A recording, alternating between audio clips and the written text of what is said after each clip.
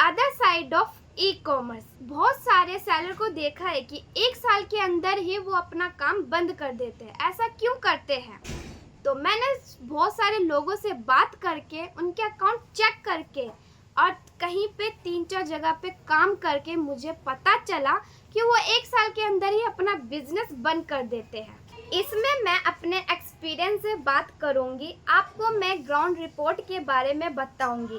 आप किसी को देख के बिजनेस स्टार्ट करते हो या सुन के, तो ऐसा कभी भी मत करना, क्योंकि आप बुरी तरह से फंस जाओगे और आपको डिपेंड भी रहना पड़ेगा उस व्यक्ति पे कि वो क्या क्या करता है, उस पर समझना पड़ेगा। लेकिन आपके पास तो इतना समय रहेगा ही नहीं, तो जो करोगे अपने बिजनेस पे करना और उसको टाइम देना। रॉन्ग प्रोडक्ट की लिस्टिंग करना। मैंने काफ़ी सेलर को देखा है जो नए होते हैं वो रॉन्ग प्रोडक्ट ही लिस्टिंग करते हैं अपने बिजनेस में।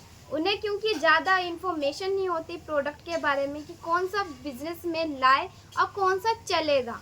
आप अपने बिजनेस के लिए एक ऐसा प्रोडक्ट चुनिए जो रेगुलर बेस पे आपके ऑर्डर आ सके। 10-15 ऑर्डर आते कोई बात नहीं, लेकिन ऑर्डर आने चाहिए। मैंने न्यू सेलर को देखा है जो रॉन्ग प्रोडक्ट लिस्ट कर देते हैं, जिनके बहुत सारे लॉस हो जाता है।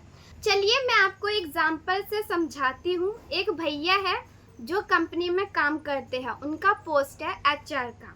जॉब तो करते हैं, लेकिन वो सोचते हैं कि फ्यूचर में उनका प्लान है ई कॉमर्स बिजनेस स्टार्ट करना। वो कर भी लेते हैं और साथ में जॉब भी करते हैं, लेकिन 6 महीने के अंदर ही बंद कर देते हैं। ऐसा क्यों करते हैं? क्या होता है उनके साथ?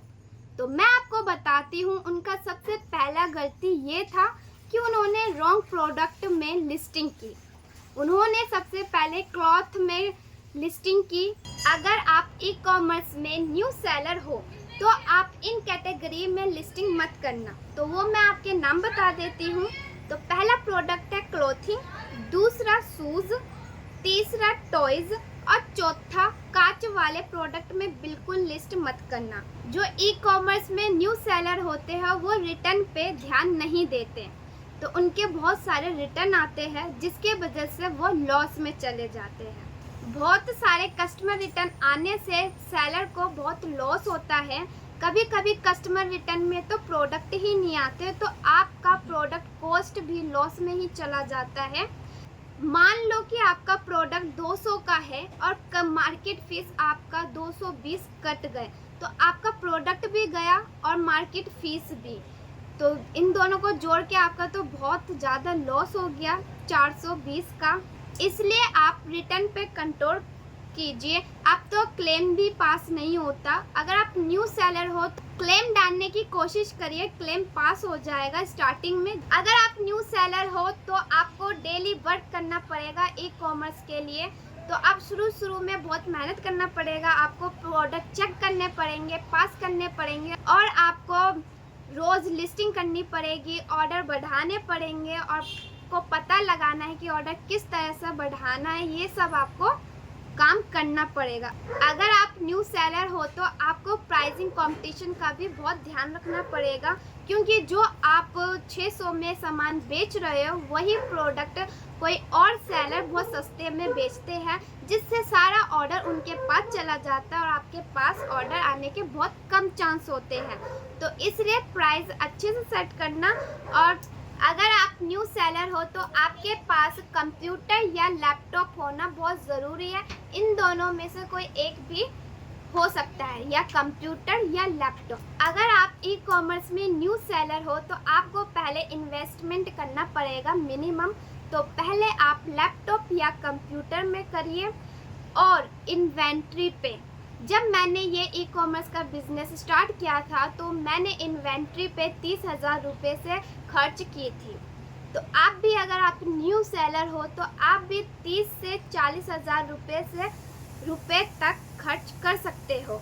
और उन कैटेगरी में डील करिए जहां आपके रोज़ डेली ऑर्डर आ सके उस प्रोडक्ट में।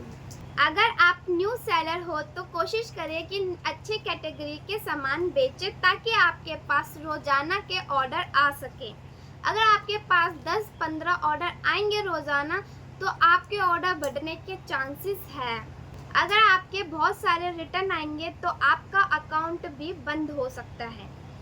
सबसे पहले आपकी लिस्टिंग ब्लॉक होएगी क्योंकि उसकी रेटिंग गिर जाएगी और नेगेटिव में कस्टमर व्यूज़ देने लगते हैं, जिससे कारण आपका प्रोडक्ट बहुत ज़्यादा रिटर्न आने लगता है। तो ये सब न्यू सेलर को नहीं पता होता कि ये सब कैसे होता है। तो आप रिटर्न पे कंट्रोल कीजिए और रेटिंग देखते रहिए, रेटिंग पे ध्यान दीजिए। आपकी रेटिंग होगी तभी आपका बिजनेस ग्रो होगा, तभी आप अपना प्रोडक्ट लिस्टिंग कर पाओगे। तो आप ध्यान दीजिए कि रोज़ लिस्टिंग करिए अलग अलग प्रोडक्ट की और अच्छे कैटेगरी से करिए।